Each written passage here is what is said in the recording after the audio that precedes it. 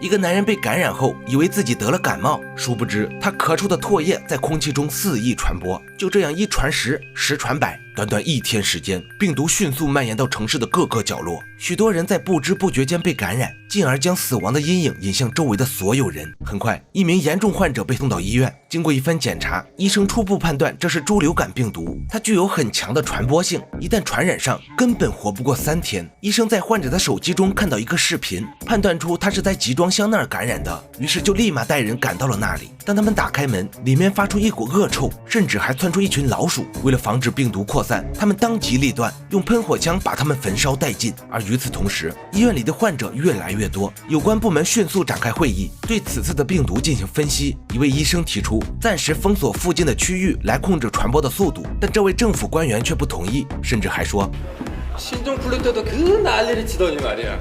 正是他的不在乎将对韩国的存亡带来致命的威胁。很快，马路上的汽车开始不受控制，还引起了加油站的爆炸，而这一切全都是病毒引起的。医院里的患者已经容纳不下，所有人都开始恐慌。一些上层的官员开始给家人打电话，准备乘坐直升机撤离。而总统也意识到问题的严重性，决定封锁病毒区域。这个消息瞬间发酵，群众们在超市里疯狂购物。当他们准备离开，出口早已被武装人员封锁，根本就出不去。而外面更多的武装部队开始出动，他们封锁了这个区域所有的出口，并组织人员佩戴口罩，将他们全部带到了隔离区进行各项检测，感染者将被隔离。但这时，一位单亲妈妈发现自己的女儿已经被传染，妈妈正在给女儿绑头发，下一秒却直接愣住了，女儿的脖子上居然出现了红斑，那这就意味着她也被病毒感染了。接受检查时，她偷偷让女儿溜了进去，顺利通过了安检。而这一幕正好被做核酸的钢蛋看到，钢蛋是一名消防员，在一次任务中救下了这个单亲妈妈，对她产生了好感，一直照顾着他们母女。而她叫翠花，是当地的一名医生，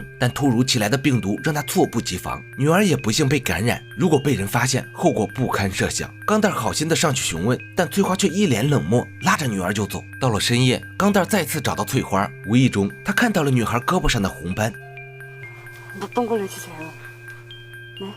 钢蛋瞬间明白了一切，他劝翠花说出实情，但翠花却拒绝了，因为他知道现在根本没有治疗办法，一旦查出被感染，那些人将会被杀掉。钢蛋听后根本不信，但翠花却抱头痛哭了起来。钢蛋顿时心软，决定帮翠花隐瞒此事。第二天，首个感染者被找到了，他已经感染了1个月，如今却还活着，皮肤上的红斑也开始痊愈，那这就说明他身上已经有了抗体，只要从他身上提取血清，或许就能抑制病毒。翠花得到消息，赶紧把女儿交给了钢蛋，然后和一群医生进行研究，但结果到明天才能出来。翠花等不了那么久，因为女儿的病情又严重了，于是她背着女儿准备去偷偷注射血清，但这时几个工作人员拦住了他们，因为他们已经查到翠花的女儿被感染了，嘴里一直念着一串编号，而这个编号正是翠花女儿的。翠花直接傻眼，情急之下，钢蛋做出了一个艰难的决定，他把翠花女儿的号牌拿过来，谎称自己就是感染者，最后被带到隔离区。翠花很是感动，但她要做的是赶紧治疗女儿，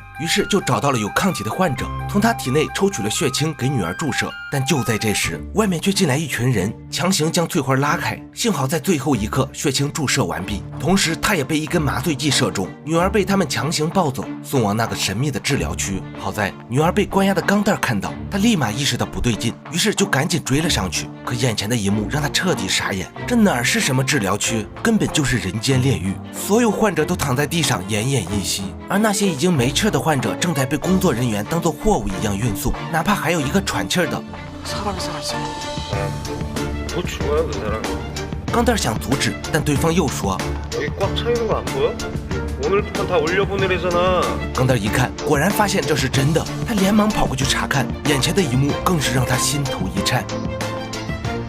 这是一个巨型火葬场，只要感染上病毒，就会被无情地丢进去，焚烧殆尽。钢蛋在里面寻找了一个小女孩，可这么多人该怎么找？他绝望地呼喊着女孩的名字。好在女孩身上的电话响了，钢蛋成功把她救了出来。而与此同时，一个士兵良心发现，说出了背后的真相。其实根本就没有什么治疗区，那些感染者全被丢进了深坑进行焚烧。不远处的烟雾就是证明。话刚说完，他就被领导一枪毙命。正是这个枪响，彻底激怒了隔离区所有的市民，他们开始反抗，翻过铁网来到了深坑处。眼前的一幕果然和那个士兵说的一样，一场暴动瞬间爆发。另一边，钢蛋联系了女孩的妈妈翠花。翠花一听，立马就要去找女儿，但被一群暴动的市民拦住。于是他赶紧坐上救护车，但还是被拦了下来。慌乱中，车上那个拥有抗体的男孩被人拉下了车，一刀就攮了上去。一名医生上去阻止，却也挨了一刀。关键时刻，一个士兵出现，将施暴者击毙。随后，几个医生赶紧把男孩抬上车，离开了这里。不幸的是，这个拥有抗体的男孩最终还是死了。幸运的是，翠花的女儿注射男孩的血清后也有了抗体，脸上的红斑也在逐渐消失。但问题是，高层的人员还不知道，他们以为死去的男孩是唯一的抗体。为了不让病毒扩散，他们决定对跨过黄线的人员进行射击。翠花一听不好，得赶紧去找女儿，证明她身上有抗体才行。可到那儿后，她直接愣住了，眼前的群众正在向前慢慢移动，女儿被挤在了最前面。但她看到翠花后，竟直接向前跑去，而前面的士兵随时准备射击。当女孩跨过黄线的那一刻，一发发子弹朝她袭来。翠花回头一看，及时挡在了女儿面前。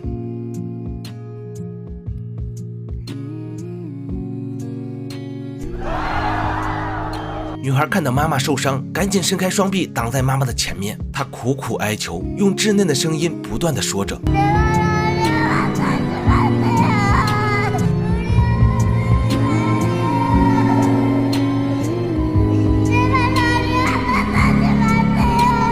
所有人都被这一幕震撼到了，后面的群众一拥而上，围成了一堵墙，挡在了母女前面。总统也撤销了射击命令，可一旁的美国官员却不听话，竟然派出了轰炸机，想要强行轰炸这群市民。这时，监控里的钢蛋抱着痊愈的女孩，证明她拥有抗体。总统也看到了希望，他立马联系防空部门，只要美国的飞机敢动手，就立马把他们射下来。一旁的美国官员不愿意了，但最后只能妥协，终止了轰炸行动。这才是领导该有的样子。无论如何，都要保护好自己的子民。故事的最后，女孩被科研人员带走，终于找到了治疗方案，而钢蛋和翠花也走到了一起。这个故事告诉我们，不管遇到什么灾难，都不要恐慌和害怕，因为我们生在中国，不会放弃任何一位患者。提醒大家，出门戴好口罩。